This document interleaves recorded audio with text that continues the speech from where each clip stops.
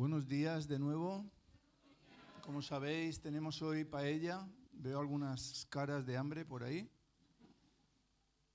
Intentaré no tardar mucho y voy a intentar también hablar despacio por los que les cuesta un poco más entender, principalmente de Brasil, ¿verdad?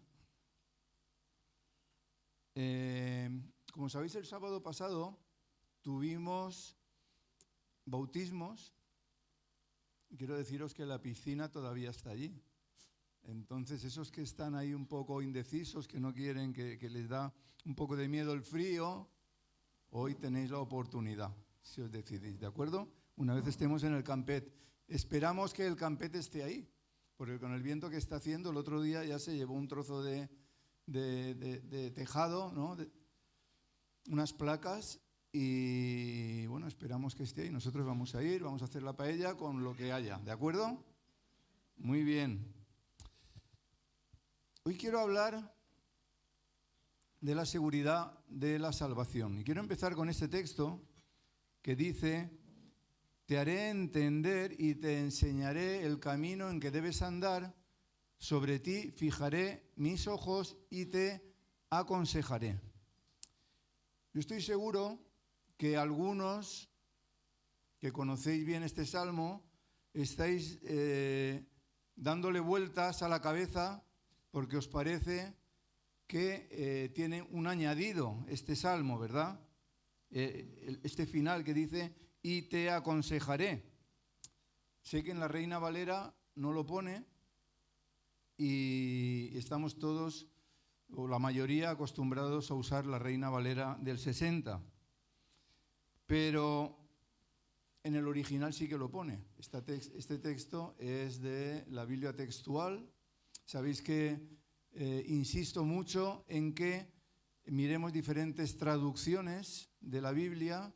Yo en el móvil tengo sobre 35 y en casi la mitad sí que pone el te aconsejaré. Pero claro, como estamos acostumbrados a la Reina Valera que no lo pone, pues nos puede chocar un poco y cuando leemos un texto diferente decimos, uy, qué raro, esto no lo había leído yo, pero está, os aseguro que está. Esto nos debe de recordar la necesidad que tenemos de estudiar la Biblia y de estudiarla bien estudiada en diferentes versiones, de asistir a los estudios de los miércoles, de asistir a los discipulados personales que tenemos, de asistir al seminario y de estudiarla en casa, ¿de acuerdo?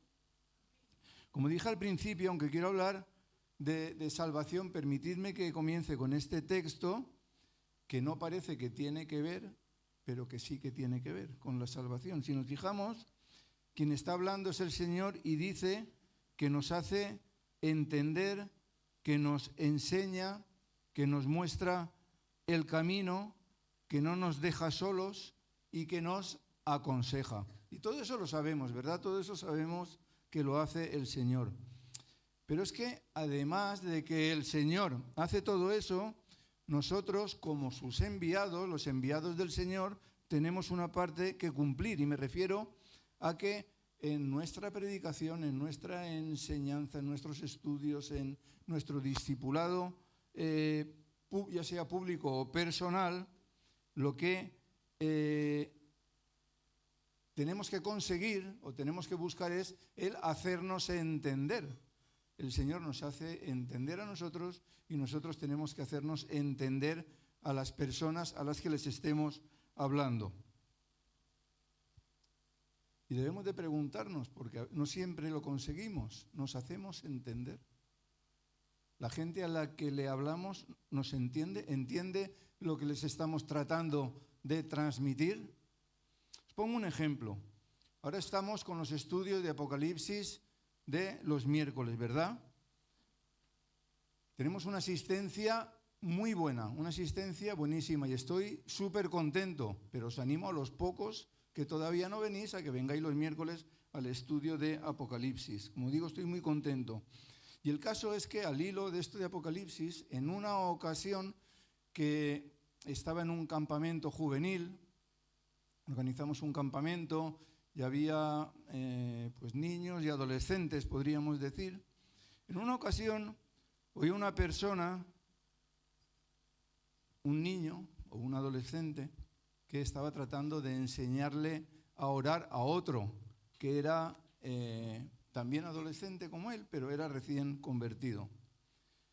Y el niño le decía al otro, mira, se ora así: Señor, tú que estás sentado en el trono con los 24 ancianos y los 7 espíritus y los 4 seres vivientes que tienen alas y ojos en las alas, Señor.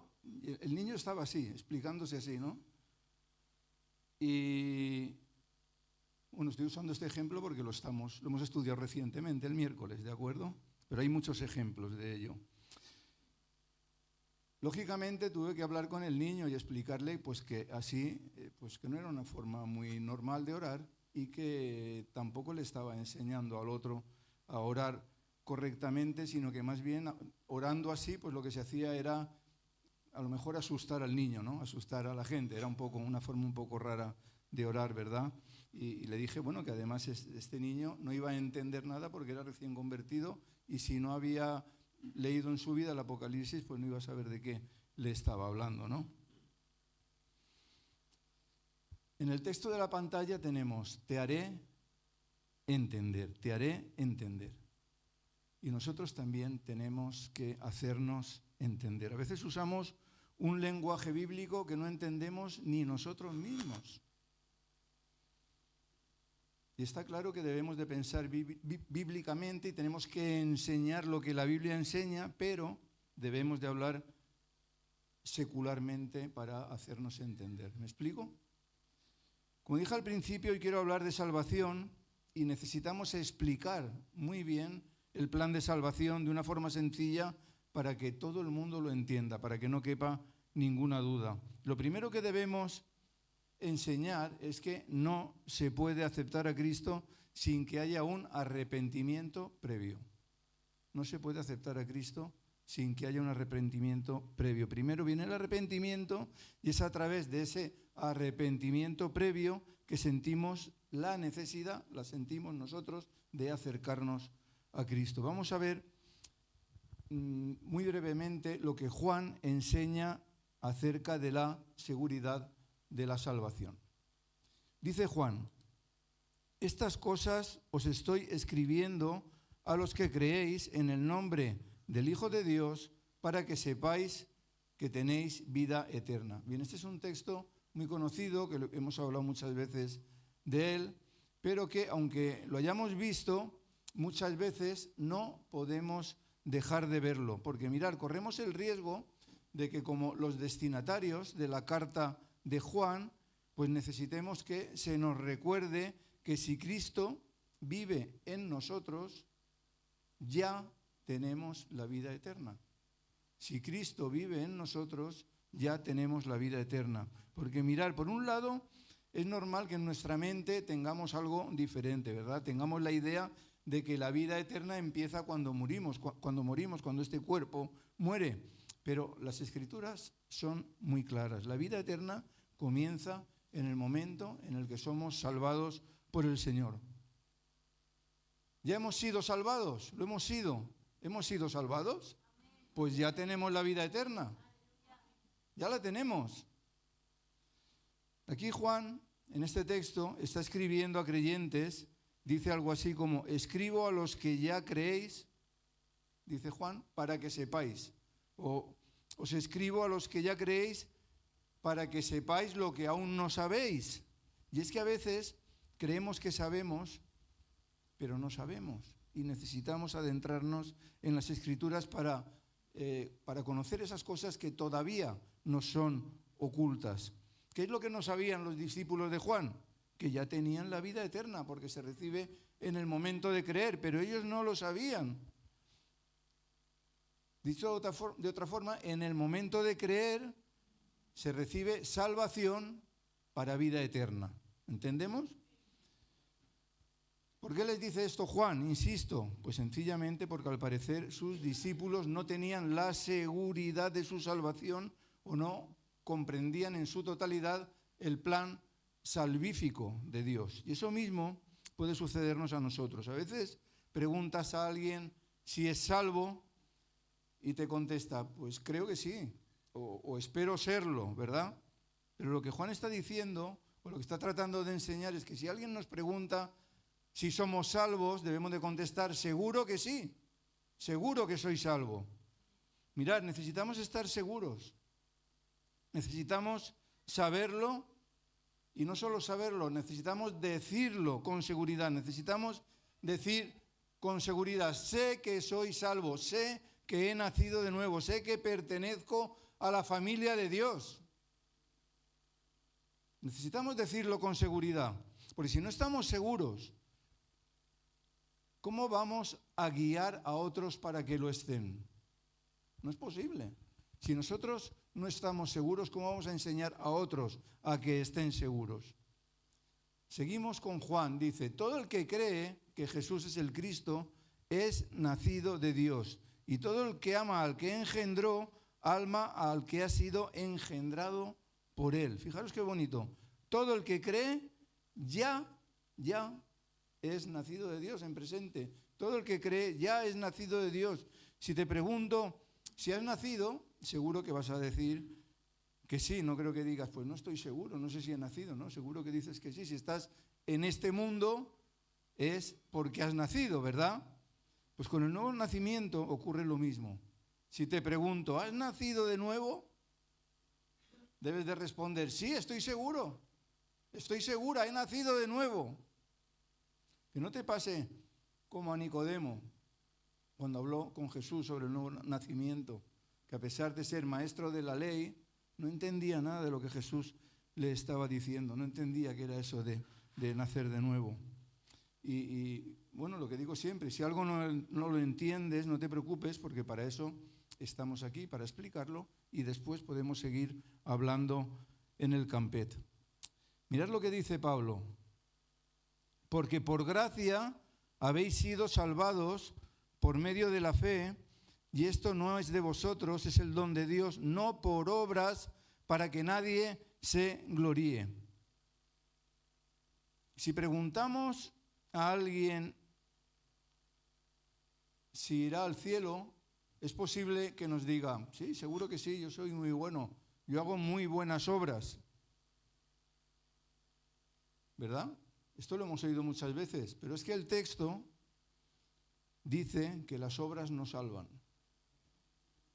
Eso es una creencia popular, el que uno por ser bueno va al cielo, pero dice la palabra de Dios que las obras no salvan. Las obras no nos llevan a la salvación, sino que la salvación nos lleva a hacer buenas obras, que es muy diferente. Mira, hay religiones que enseñan que Dios tiene como una balanza, ¿verdad? Hay religiones que enseñan que Dios tiene como una balanza y que entonces Él va poniendo las obras buenas en un lado y las obras malas en el otro, y si ganan las obras buenas, al morir va al cielo, y si ganan las obras malas, al morir va al infierno. Esto, aunque hay mucha gente que lo cree, además de antibíblico, porque acabamos de ver que la Biblia enseña que la salvación no es por obra, sino por gracia, es una idea totalmente carente de lógica, porque en ese caso, si la balanza la tuviese Dios, nosotros nunca sabríamos en qué lado de la balanza estamos, nunca sabríamos si habíamos hecho suficientes obras buenas para salvarnos, y por lo tanto nunca tendríamos la seguridad de la salvación. Nunca tendríamos la seguridad de la salvación, que es algo que, como estamos viendo, la Biblia enseña que sí que debemos de tener la seguridad de la salvación. Debemos estar seguros de nuestra salvación porque, como leemos en el texto de la pantalla, la salvación es por gracia, por medio de la fe. Mirad, la gracia no la merecemos. La gracia no nos la hemos ganado, pero la recibimos. Lo que merecemos es el juicio, pero tampoco recibimos juicio, recibimos gracia, recibimos perdón, recibimos reconciliación, recibimos vida eterna. Jesús, como hemos recordado en la Santa Cena, murió por pecadores que no lo merecían. Murió por los que tenía delante, murió por los que le estaban matando, murió por todos y cada uno de nosotros. Y nadie merecíamos que Jesús muriese por nosotros. Pero por su gracia es que lo hizo, por su amor es que lo hizo. El texto habla de gracia y de fe. Mirad, la fe es abandonarlo todo, dejarlo todo para confiar únicamente en Jesús. Ya no dependemos de nuestras obras, ya no dependemos de nuestras buenas intenciones, ya no dependemos de nosotros mismos. Ahora le damos la espalda al pecado, y confiamos exclusivamente en Dios. Ahora, cuidado porque esto no es algo intelectual. Recordemos lo que enseña Santiago. Santiago dice que los demonios también creen, pero sin embargo tiemblan. Entonces, no es algo intelectual, sino que es algo espiritual. Nacemos de nuevo espiritualmente y ponemos nuestra fe en la gracia de Dios. Fijémonos en algo, porque a veces se explica mal esto. No somos salvos por la fe. No somos salvos por la fe. Somos salvos por la gracia de Dios. La fe es solo el vehículo que nos lleva a aceptar la gracia de Dios. Amén. La salvación es un regalo. Aquí en el texto, le llama el don de Dios, ¿verdad? Es un don. Pensemos por un momento. Imaginaros que nos envían una promoción de esas que envían tan a menudo en internet, que te dice, te regalo lo que sea, un libro. Y tú aceptas la promoción. Y entonces te dicen, vale, pero tienes que pagar los gastos de envío. Entonces, en ese caso, si tiene algún coste, ya no es un regalo, ¿verdad? Un regalo no cuesta nada y si te cuesta algo, deja de ser un regalo. Del mismo modo, si recibimos la salvación gracias a nuestras obras, ya no sería un don, ya no sería un regalo, sino que lo habríamos conseguido por nosotros mismos. ¿Me explico? La salvación no tiene nada que ver con nuestras obras, no tiene nada que ver con nuestras obras. Ahora, las buenas obras sí que son consecuencia de nuestra salvación. Seguimos con Juan. Y en esto sabemos que lo hemos conocido si guardamos sus mandamientos. El que dice yo lo conozco y no guarda sus mandamientos es mentiroso y la verdad no está en él. Pero el que obedece su palabra, en este verdaderamente se ha perfeccionado el amor de Dios. Por esto, pues sabemos que estamos en él. El que dice que permanece en él debe andar como él anduvo.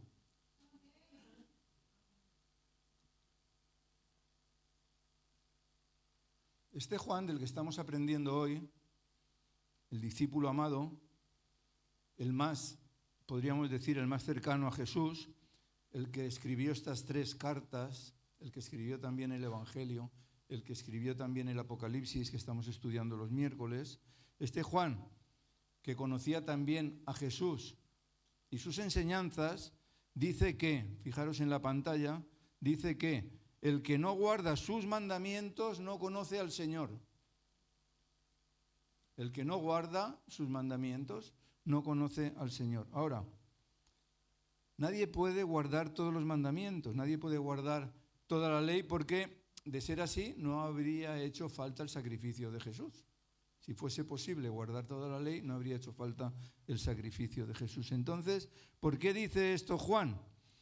Bien, debemos de entender aquí que Juan no habla de perfección en el cumplimiento de los mandamientos, porque nadie somos perfectos, solo Dios. De lo que habla aquí Juan es de ese deseo de agradar a Dios, de ese deseo de guardarlos, de ese intento de guardarlos, de ese esfuerzo, de ese hacer todo lo posible por guardarlos, de olvidarnos de nosotros mismos y de vivir en todo momento tratando de agradar al Señor. Amén. De esto es de lo que está hablando. Si somos salvos, nos esforzaremos en guardar sus mandamientos. Y sigue Juan diciendo, todo el que permanece en él no peca. Todo el que continúa pecando no lo ha visto ni lo ha conocido. Hijitos, nadie os engañe. El que practica la justicia es justo como Él es justo.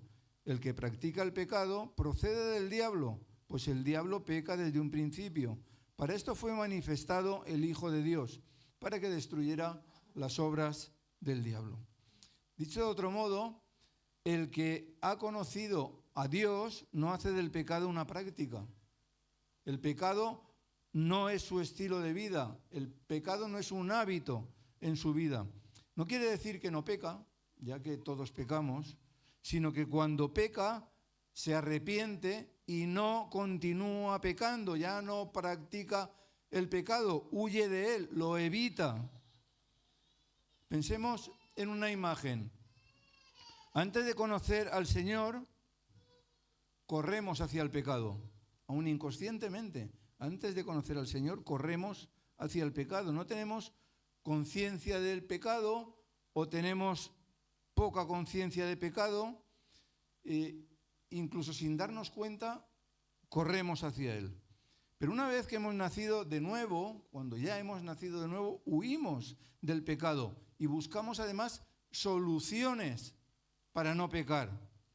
Mirad, hay muchas cosas que la gente hace cuando no conoce al Señor y que las ven normales, no las ven como pecado. Por ejemplo, engañar al seguro del hogar. Se me ha roto esto, que me lo pague el seguro. Eso es pecado, estamos engañando, estamos mintiendo, estamos apropiándonos de lo que no es nuestro. Pero en el mundo se ve normal, todo el mundo engaña al seguro. O no pagar impuestos. La gente ve normal el no pagar impuestos. Hay quien dice, no, el que paga impuestos está tonto. No, estamos robando al Estado. Es pecado. Ocupar una casa. Dices, ay, es que si no tengo casa, no, estás apropiándote de una propiedad privada, una propiedad que no es tuya. Es pecado. Hay cosas que en el mundo se ven normales, pero que no lo son. Y tenemos que tener cuidado con ello, porque como venimos con ideas del mundo, con costumbres del mundo, a la hora de convertirnos, cuando nacemos de nuevo, tenemos que ver qué es bueno y qué no es bueno, qué debemos hacer y qué no debemos hacer para desechar todo lo malo de nuestra vida. Y lo que Juan está diciendo en estos textos es, si te llamas cristiano y no estás siendo dirigido por los mandamientos de Dios y llevas una vida pecaminosa, una vida sin ninguna convicción, sin ningún tipo de remordimiento, podríamos decir, o sin contrición, sin inquietud, etcétera, entonces no te hagas llamar cristiano. Lo está diciendo Juan. No te hagas llamar cristiano porque no lo eres. Eso es lo que está diciendo Juan. Porque dice que, y es lógico, el cristianismo se demuestra, no se habla, el cristianismo se demuestra. Mira, recuerdo una vez, hoy que ha venido María, recuerdo una vez que íbamos a visitar a María en su casa, Fina y yo. Y por el camino nos encontramos a dos hermanas muy espirituales orando en la calle. Y Fina se ríe. Sí, estaban muy espirituales orando en la calle. Y le decimos, ¿qué hacéis aquí orando? Estaban así orando, mirando como al cielo. Dice, no, estamos pidiéndole al Señor que nos muestre en qué casa nos metemos de ocupas.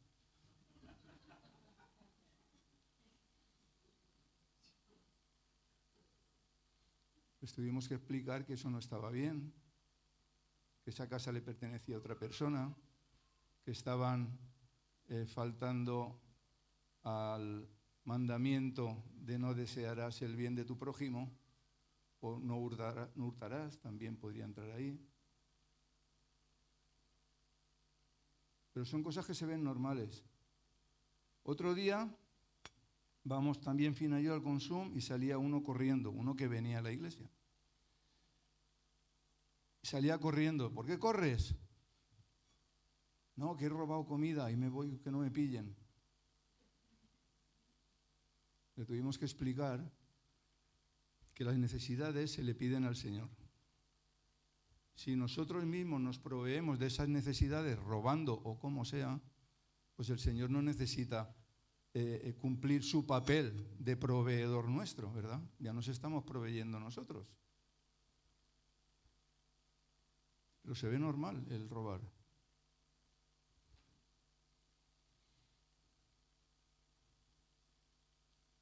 La pregunta es, cuando conocemos al Señor, ¿seguimos pecando? Debemos de seguir cambiando cada día, huyendo del pecado, pero no podemos seguir con las costumbres del pasado. Nosotros sabemos que hemos pasado de muerte a vida porque amamos a los hermanos. El que no ama permanece en la muerte. Todo el que aborrece a su hermano es homicida, y sabéis que ningún homicida tiene vida eterna permanente en él.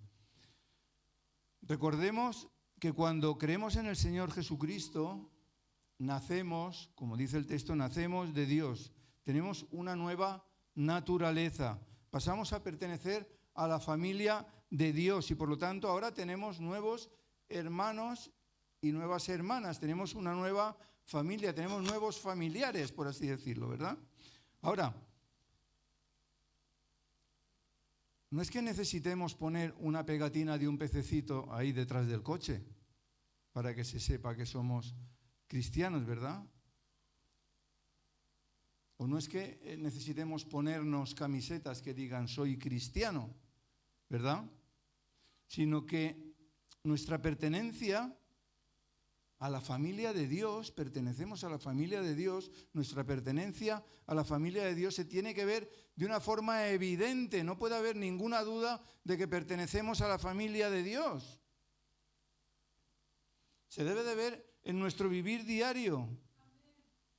Si no vives como cristiano, ya puedes poner en el coche todos los peces del oceanográfico, que no va a servir de nada. Dios es amor, ¿estamos de acuerdo? Dios es amor, y si Dios está en nosotros, se debe de ver ese amor reflejado en cada uno de nuestros hermanos. Si amamos a Dios, amamos también a quien Dios ama, ¿verdad? Es decir, a su familia. De ahí que no podamos decirle sí a Dios y no a la familia, ¿verdad? No podemos decirle sí a Dios y no a nuestro prójimo, ¿verdad? De ahí que otra de las señales de que hemos nacido de nuevo y de que pertenecemos ahora a la familia de Dios es que nos amamos los unos a los otros. Mirad, recordemos por un momento a Pablo. Sabemos que Pablo iba camino a Damasco, iba a detener cristianos, y en ese camino se le presenta el Señor, se le aparece el Señor. ¿A quién estaba persiguiendo Pablo? A los cristianos, a la iglesia, ¿verdad? A los cristianos. Ahora, ¿qué le dice Jesús? Le dice, Saulo, Saulo, ¿por qué me persigues? ¿Verdad?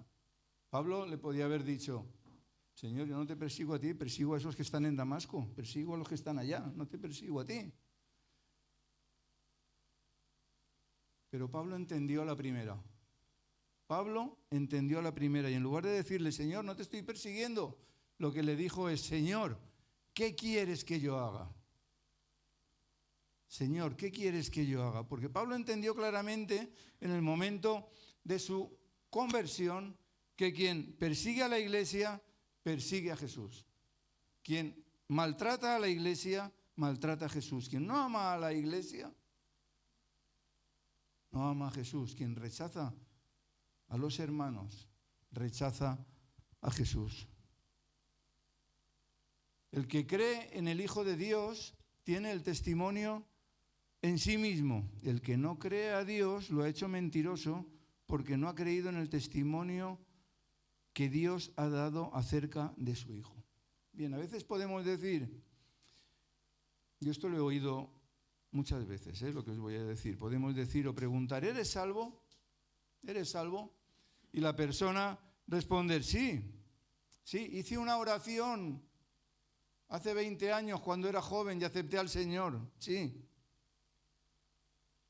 Eso está muy bien, vale. Pero ¿dice la Biblia en algún lugar que alguien se salva por hacer una oración?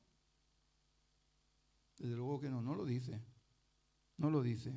La Biblia habla de confesar con tu boca y creer en el corazón, pero no se refiere a hacer una oración, sino a un nuevo nacimiento. Está hablando en presente continuo. Se refiere a confesar y seguir confesando con tu boca cada día.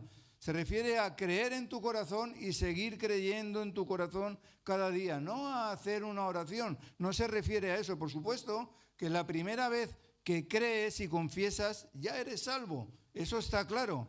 Pero el texto habla de creer y seguir creyendo, de confesar y seguir confesando. Por eso no me gustan los llamados, porque confunden. Mirad, la Biblia dice que uno es salvado cuando se arrepiente de su vida pasada y cree en Jesucristo. Y la Biblia dice que cuando sucede esto, la persona cambia porque nace de nuevo. Ya es otra persona, es una persona diferente. No podemos vivir, mucha gente lo hace, no podemos vivir de eventos del pasado ni de decisiones que tomamos ayer. La Biblia habla de en presente y como vemos en la pantalla dice el que cree en presente. Luego, si creíste de verdad, seguirás creyendo. Es decir, no porque digas que un día en el pasado creíste, significa que crees hoy, ¿no? Sin embargo, si hoy crees, sí que significa que en algún momento creíste. No confíes en experiencias pasadas, confía en lo que crees hoy. Y este es el testimonio que Dios nos dio, vida eterna, y esta vida está en su Hijo.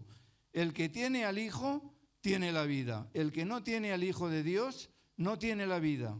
Estas cosas os estoy escribiendo a los que creéis en el nombre del Hijo de Dios, para que sepáis que tenéis vida eterna. El que tiene al Hijo, tiene la vida. Y los que creemos en Él, ya tenemos la vida eterna. Amén.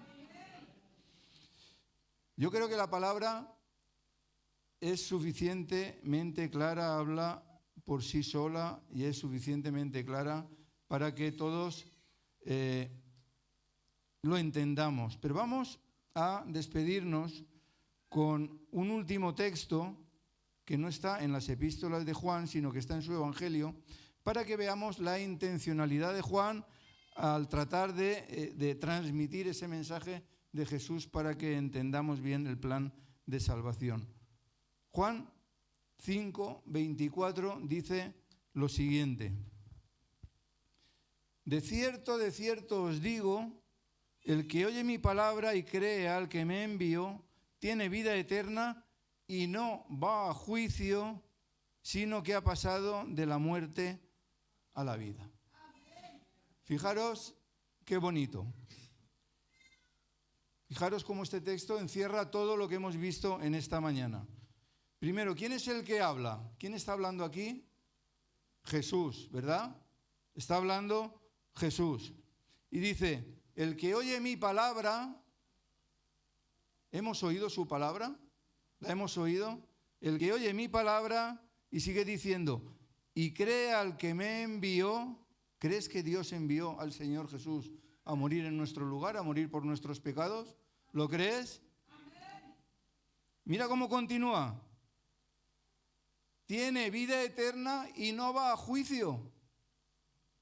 ¿Lo crees? Tiene vida eterna y no va a juicio. Porque si ya tenemos la vida eterna, es que ya hemos sido salvados, por lo que no pasamos por ningún juicio para salvación. Ya somos salvos. ¿Me explico? Parece que no. Los creyentes, los que hemos sido salvados, no pasamos por ningún juicio para salvación. No hay un juicio final para salvación. Hay otros juicios, pero no hay un juicio para salvación por nosotros. Ya hemos sido salvados. ¿Amén? Pues si entiendes que el que habla es Jesús, si has oído su palabra, si la pones por obra, si crees que envió al Señor Jesucristo, ya tienes vida eterna y como dice el texto, has pasado de la muerte a la vida. Es así de grandioso, es así de glorioso y a la vez es así de sencillo. Es así de sencillo porque la salvación está al alcance de todos. Y la salvación es para todo aquel que cree, para todo aquel que acepta el sacrificio de Jesús como propio. Amén. Vamos a dar gracias a Dios. Señor, te damos muchas gracias por tu palabra, gracias por la claridad con la que nos hablas, Señor. Gracias por ese ánimo diario que nos das, Señor. Te ruego que nos des facilidad de palabra para cuando hablemos con la gente podamos explicar ese plan de salvación tuyo, sencillo y claro, de tal forma que todo el mundo lo entienda, Señor, que no nos andemos por las ramas, sino que de una forma clara, como tú lo haces, podamos explicar ese plan de salvación para que todo el mundo no solo reciba la salvación, sino que tenga seguridad de esa salvación y de esa vida eterna que tú nos das a cada uno de nosotros, que no merecíamos, como hemos hablado en la Santa Cena, pero que tú por gracia nos has dado. Te damos gracias, Señor, por todo. Te bendecimos. Te rogamos, Señor, que como nos has acompañado hasta ahora, nos acompañes en el resto del día y en el tiempo que vamos a pasar ahora de compañerismo en el Campet. Gracias por todo. En el nombre de Cristo Jesús. Amén. Amén. Bien.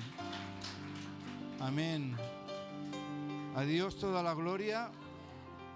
Y ahora nos vamos ya, hoy no hay café, nos vamos directos al Campet. El que no tenga cómo ir, que lo diga. Se puede ir en metro también, ¿de acuerdo? Pero vamos a necesitar ayuda para cargar la furgoneta. Hoy va a conducir la furgoneta Eslava, que está aquí delante, y necesitamos meter la paella, el butano, la comida y todo. Entonces,